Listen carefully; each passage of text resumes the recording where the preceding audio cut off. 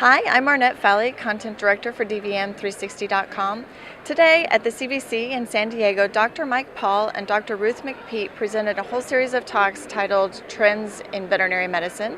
And I went to a session that was really focused on compliance. You want to provide the best level of care to pets. How can you do a better job of that? How can you get them to say yes more often? And I walked away with 3 really concrete recommendations from those 2 fabulous presenters that I wanted to share today. The first one is get everyone on the same page. It may be that, for example, let's say 2 of the doctors in your practice don't agree on a particular protocol, and it seems tempting in practice to let one doctor do it one way and another do it another. And the risk, they say, of that is that if a client moves back and forth between those 2 doctors, they could be confused, they could be uncertain what the recommendation really should be. But even more important than that, they said, your team needs to know what to recommend because they spend more time with every client probably than you do. And so getting a consistent recommendation that your team can support all the time is very, very important. The second idea that they talked about is practice what you preach. So you really have to believe the recommendation and you have to follow it yourself. So are your dogs on heartworm monthly?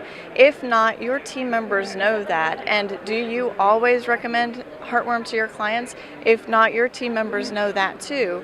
And they really won't give the recommendation with their whole heart if they don't believe that you give it with your whole heart. And so that behavior, that walking the talk, is critically important to making a recommendation stick. So the third idea that I wanted to share from the session is about treating your employees more like clients.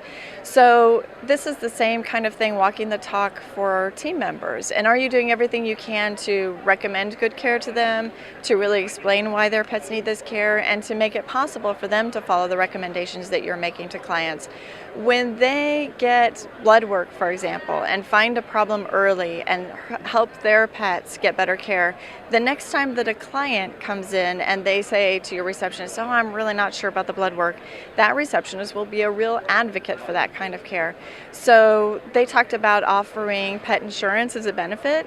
I think that wellness plans could be another option, employee discounts, that kind of thing. Anything you can do to help your employees become advocates for the care that you recommend.